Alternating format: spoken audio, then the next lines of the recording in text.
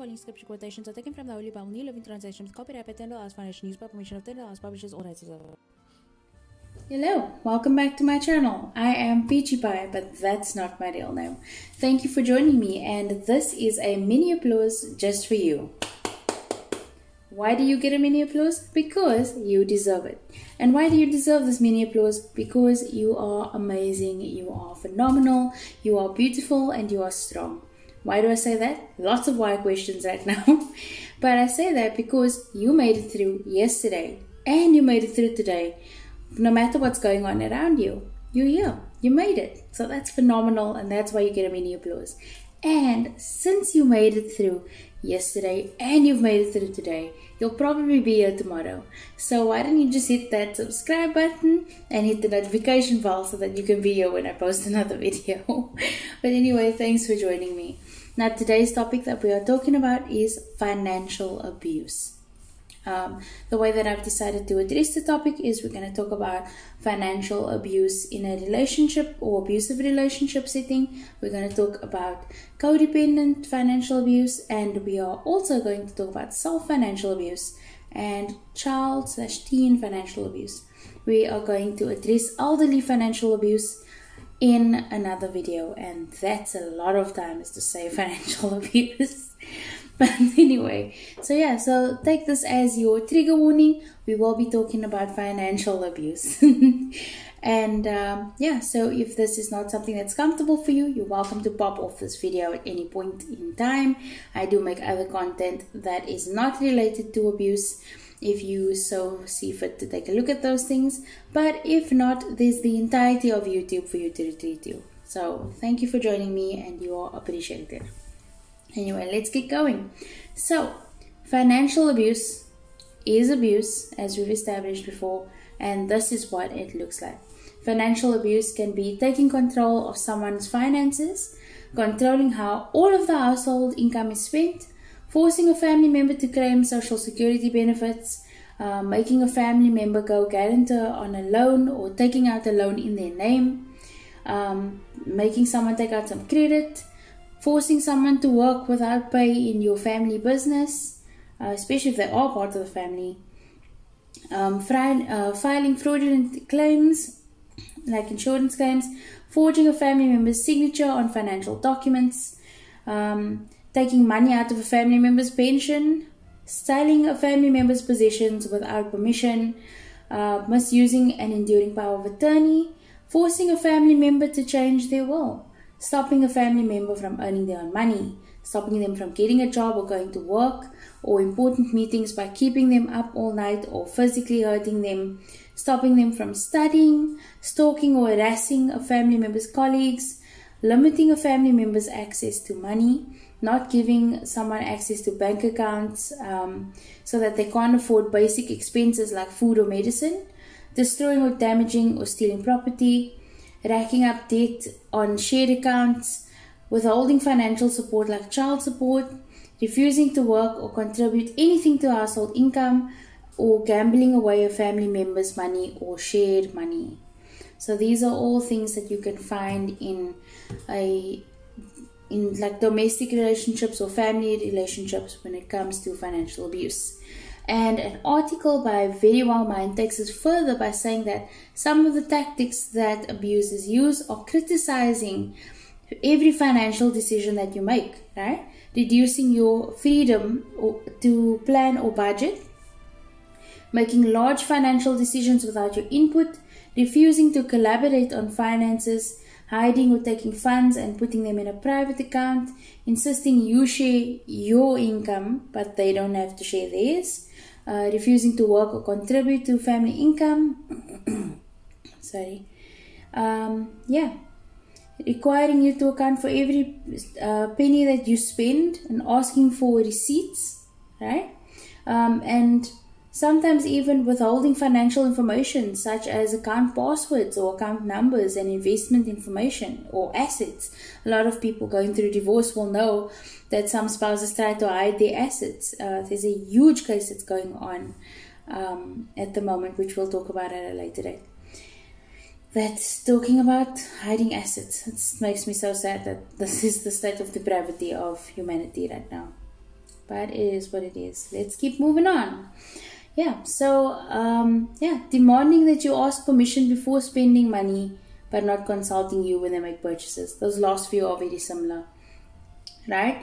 And then there's requiring that large joint purchases be only in their name.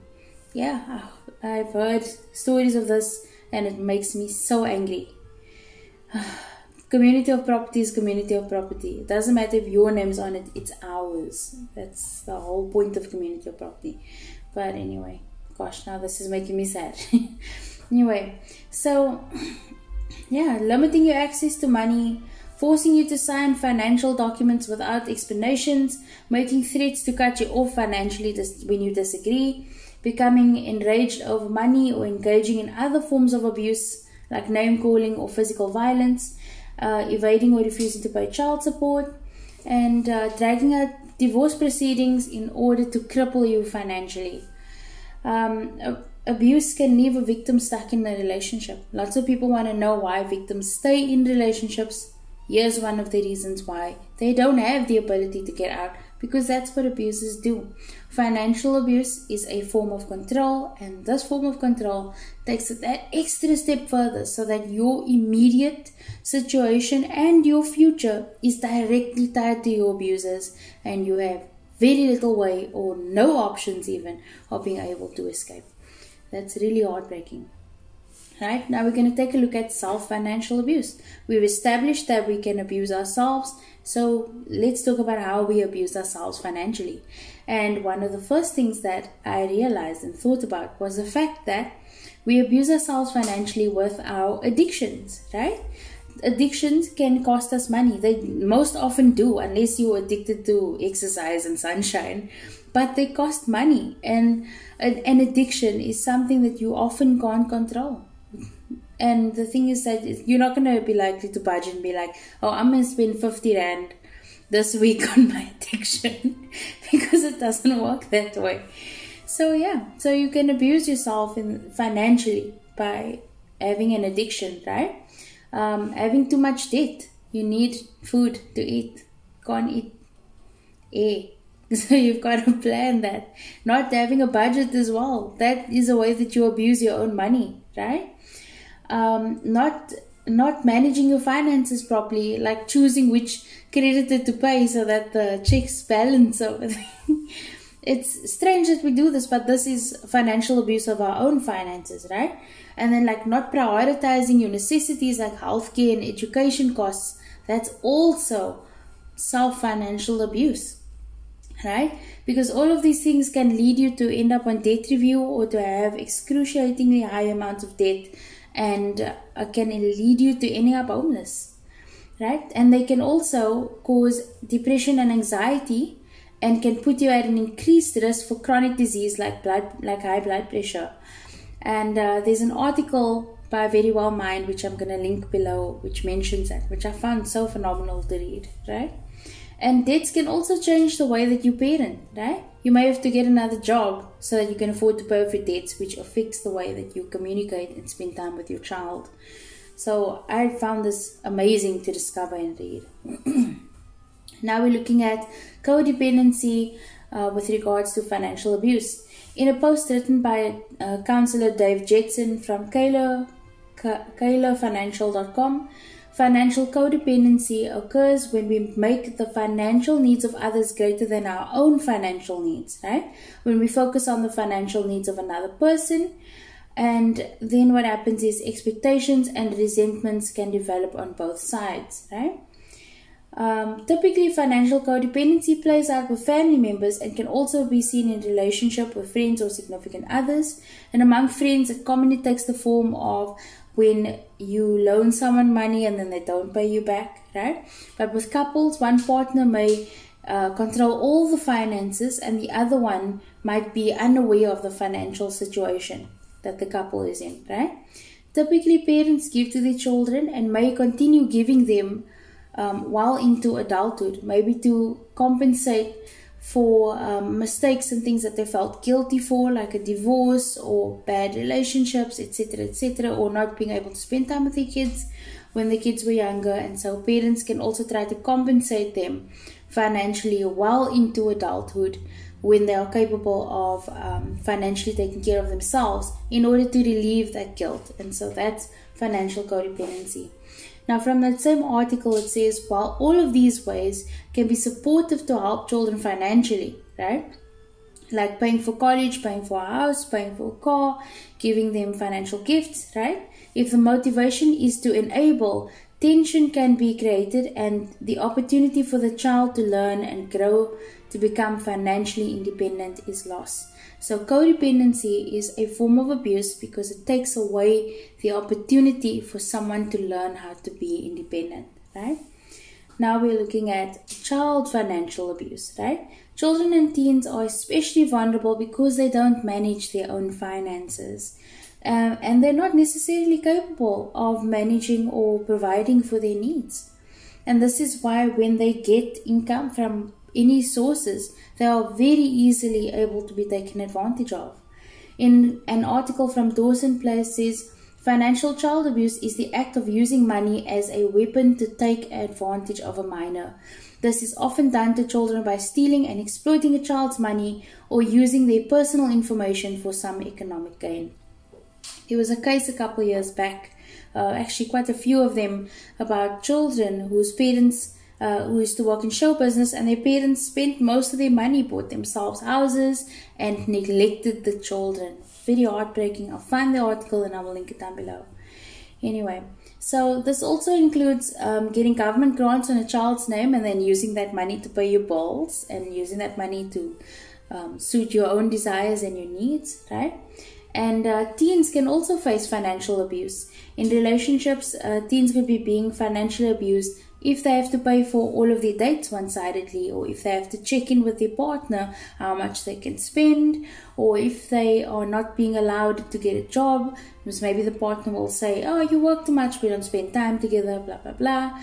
And these are all things that could be indicating domestic violence in the form of financial abuse, right? Now, the article from Dawson Place also lists some signs of child financial abuse as if a child is punished for spending their own money, if a child has no access to their own money, if a parent demands monetary gifts be written to the parent instead of the child, if a parent threatens the child by withholding or taking their money, if a parent cannot claim a child as a dependent because the child makes too much money, or if a parent or significant other takes part or all of the money given to the child which has been earned or gifted. So now we've discussed a whole bunch of methods and a whole bunch of ways in which we can see that we are being financially abused or maybe financially abusing ourselves. So what can we do? Well, when it comes to abusing yourself financially, that you really need to sit with a counselor and identify all those barriers to your mental health and all those barriers to your financial health.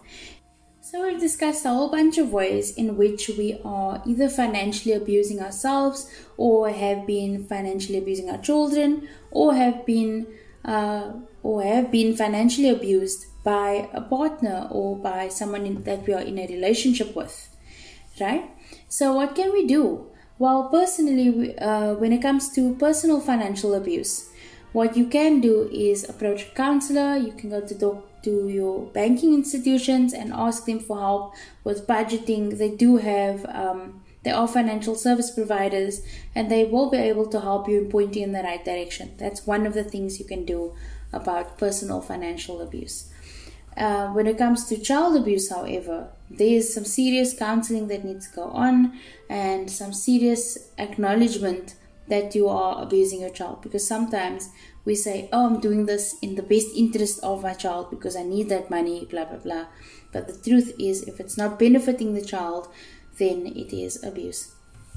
And so we need to acknowledge that abuse, maybe ask for help, approach our creditors, for some relief if we need to, and also maybe just renegotiate your financial rate, your loan rate, or whatever it is that your rates are.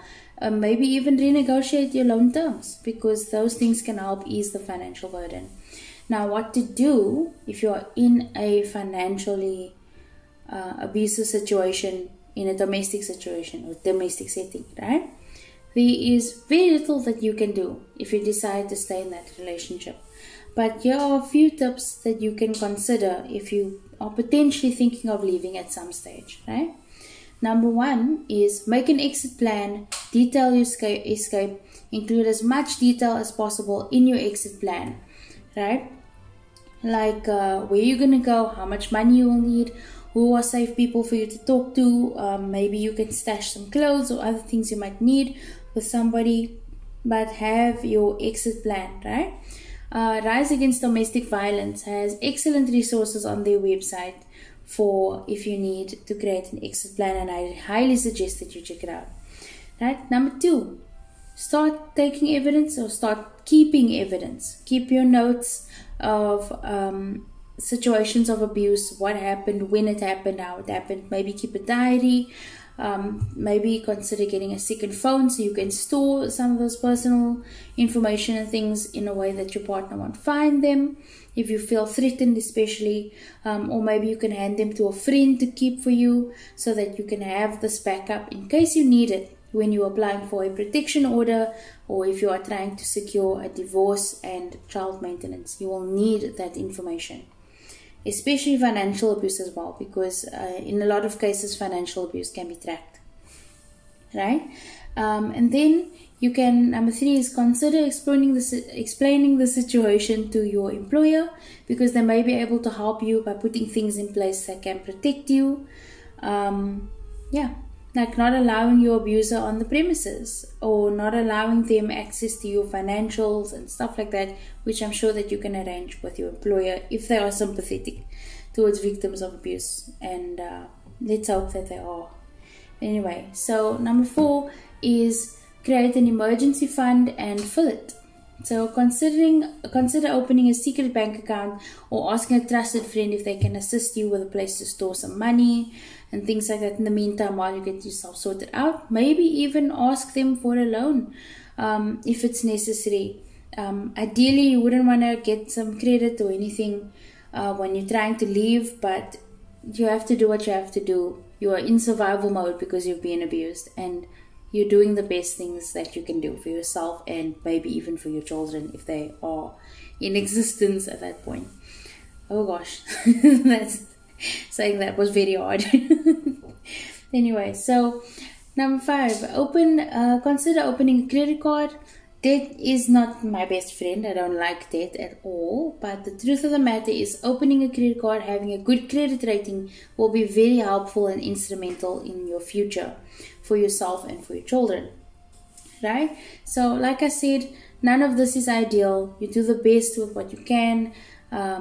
You've been abused. Don't blame yourself. Remember, it's not your fault that you are being abused. You're a victim of your circumstance. You're a victim of your situation. You did nothing wrong, and you deserve to have a good and fulfilling life. Okay, so our scripture of the day is coming from 2 Corinthians 5 verse 16 to 17, which says, "So we have stopped evaluating others from a human point of view. At one time we thought of Christ merely from a human point of view. How differently we know him now. This means that anyone who belongs to Christ has become a new person. The old life is gone, a new life has begun." What I think God is saying here is that it's time for change. It's time to change our perspective. It's time to change the way that we view things, and it's time to focus on things anew, because God is doing something new in your life today. Anyway, thank you so much for joining me. I appreciate you being here. I had so many technical difficulties over the past 2 days, but I'm still grateful to be here and to have an opportunity to chat to you. All my links are listed in the description, and in the comments down below I will pop up some sources. And also I would appreciate it if you could reach out to domestic violence support groups and get some assistance for yourself and support Team C's. So have a phenomenal day, and thank you so much for joining me. Bye.